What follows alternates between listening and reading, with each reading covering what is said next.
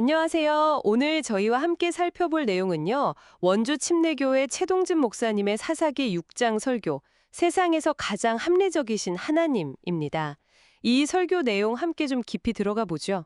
네, 이 설교가 제시하는 핵심 관점이 상당히 흥미롭습니다. 하나님이야말로 가장 합리적인 분이시고 그래서 그분께 순종하는 게 제일 합리적인 선택이다. 뭐 이런 이야기거든요. 아, 불순종은 그럼 비합리적이니까 손해다. 이런 논리군요. 그렇죠. 설교 초반에 보면 그 사사시대 이스라엘의 패턴 있잖아요. 죄짓고 고통받고 부르짖으면 하나님이 구원자 보내주시고 네네, 그 사이클이요. 이번에는 좀 특이하게 하나님이 구원자, 그러니까 기드온을 바로 보내시기 전에 선지자를 먼저 보내셨다는 거예요. 아, 선지자를요. 그 이유는 뭘까요? 네, 설교에서는 그 이유를 이스라엘의 근본적인 문제, 그러니까 하나님을 잊고 불순종했던 그 죄를 먼저 좀 직면하게 하려는 의도였다. 이렇게 설명하더라고요. 먼저 깨닫게 하려 하셨군요. 네, 선지자가 와서 딱 세 가지를 상기시켜요. 첫째, 하나님이 애굽에서 구원하셨다. 둘째, 약속의 땅 가나안을 주셨다. 그리고 셋째는 그런데도 너희는 불순종했다. 이거죠. 먼저 회개부터 하라는 메시지인 셈이에요. 그렇군요. 그 근본적인 문제를 먼저 짚고 나서야 이제 여섯 번째 사사, 기드온이 등장하는 거네요. 근데 기드온 첫 모습이 우리가 생각하는 영웅하고는 좀 거리가 멀던데요. 맞아요. 사사기 6장 11절 말씀인데 기드온이 미디안 사람들이 무서워서요. 포도주 짜는 틀, 그러니까 아주 좁고 좀 감춰진 곳이죠. 거기 숨어서 밀을 타작하고 있어요. 밀타작을요. 보통 넓은 마당에서 이렇게 바람에 날리면서 하는 거 아닌가요? 네, 그렇죠. 근데 숨어서 하려니까 포도주 틀 같은 좁은 데서 하고 있었다는 거죠.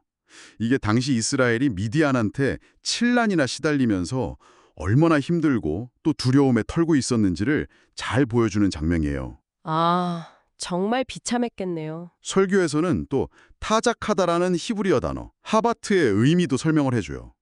이게 그냥 막 시원하게 터는 게 아니고 뭐랄까 막대기 같은 걸로 이삭을 톡톡 쳐서 알곡 몇 개 떨어뜨리는 그런 아주 소극적인 모습을 나타낸대요. 아, 정말 초라한 모습이네요. 웅크리고 앉아서 소심하게. 네, 그렇죠.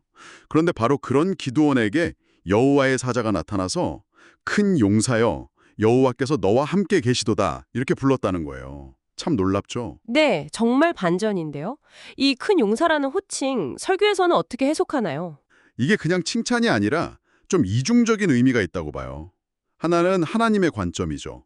지금은 이렇게 좀 초라해 보이지만 하나님이 함께 하시면 너는 앞으로 큰 용사가 될 거다.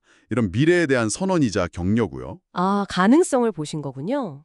그럼 다른 하나는요? 다른 하나는 현재 모습에 대한 책망이라는 해석도 있어요. 옛날에는 가나안 족속들이 이스라엘 이름만 들어도 벌벌 떨었는데 하나님의 백성이 어쩌다 이렇게 옹졸하게 숨어 지내냐 이런 질책이 담겨 있다는 거죠. 듣고 보니 그러네요. 혹시 당신도 스스로를 좀 작게 여기고 내가 뭘 할 수 있겠어 이렇게 생각하신다면 하나님은 여전히 큰 용사여 하고 부르신다는 메시지로 연결될 수 있겠어요? 위로이면서 동시에 정신 차리라는 격려랄까요? 맞습니다. 근데 기드온은 이 부르심에 네 하고 바로 나선 게 아니잖아요. 네, 오히려 따지듯이 묻죠. 네. 아니 하나님이 정말 우리랑 함께 계시면 왜 우리가 이 모양이 이 꼴입니까? 조상들이 말하던 그 놀라운 기적들은 다 어디 갔습니까? 이렇게요. 어떻게 보면 상당히 합리적인 질문 같아요. 그냥 믿으라고만 하는 게 아니라 현실의 문제를 가지고 질문하는 거니까요. 설교에서도 바로 그 점을 짚어요. 이게 단순 불평이 아니라 신앙의 다음 세대로서 이해를 구하려는 아주 합리적인 질문이라고 긍정적으로 보더라고요. 맹목적인 게 아니라 의문을 가지고 하나님께 나아가는 태도라는 거죠. 하나님은 그 질문을 어떻게 받으셨나요? 꾸짖으셨나요? 아니요, 놀랍게도 그 질문을 다 들으시고 오히려 사명을 딱 주십니다. 너는 가서 이 너의 힘으로 이스라엘을 구원하라. 여기서 이 너의 힘, 이게 중요해요. 이 너의 힘이요. 그게 무슨 뜻이죠? 기도원이 가진 힘은 별로 없어 보이는데? 설교에 따르면 그게 기드온 개인의 능력이 아니라 하나님이 이미 주신 힘, 다시 말해 하나님이 너와 함께 하신다는 그 사실 자체를 의미한다고 해요. 아, 그러니까 내가 너와 함께 하는 것, 그것이 너의 힘이다. 이런 말씀이시군요. 네, 바로 그거죠. 힘의 근원이 하나님 자신이니까 그 하나님이 함께 하시니 그냥 가서 행하라는 거예요. 그래서 하나님의 명령에 순종하는 것이 가장 합리적인 선택이 된다. 이런 결론으로 가는 거죠. 인간적인 계산보다 하나님의 말씀이 우선되는 합리성. 와, 그렇군요. 하지만 기드온은 바로 알겠습니다 하지 못하죠. 그렇죠. 또 변명을 합니다. 아이고 주님, 저희 집은 므낫세 지파 중에서도 제일 약하고요. 저는 또 저희 집안에서 제일 보잘것없는 사람인데요. 이러면서 빼죠. 근데 설교에서 재밌는 지적을 하던데요. 나중에 보면 기드온 집안이 그렇게 약하지 않았다고요. 맞아요. 종을 10명이나 데리고 자기 집 재단을 헐 정도면 사실 아주 힘없는 집안은 아니었던 거죠. 그러니까 이건 순종하기 싫은 마음이 만들어낸 핑계일 수 있다는 거예요. 하기 싫으면 이유가 100가지도 넘잖아요. 정말 그렇네요. 그럼에도 하나님은 포기하지 않으시죠. 네, 다시 한번 확신을 주십니다. 내가 반드시 너와 함께 할 것이다.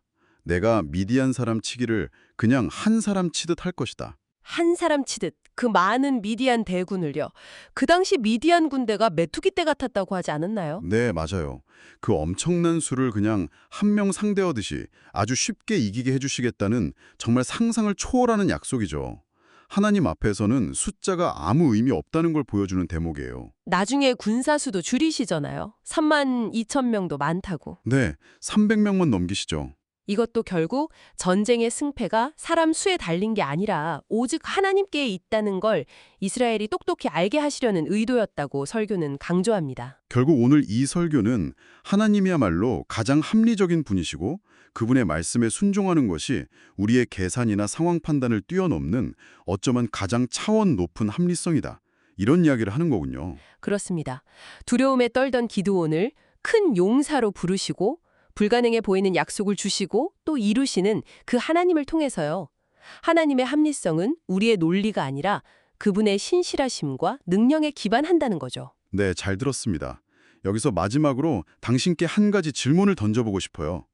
기드온처럼 우리도 신앙생활을 하다 보면 이해되지 않는 상황이나 고난 앞에서 솔직한 질문이 생길 수 있잖아요. 그렇죠.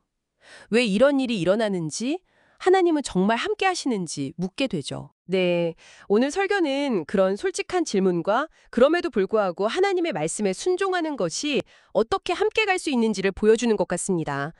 당신의 삶에서 이 합리적인 질문과 신실한 순종 사이에 건강한 긴장감을 어떻게 유지하며 걸어갈 수 있을지 한 번쯤 깊이 생각해 보시는 것도 좋지 않을까 싶네요.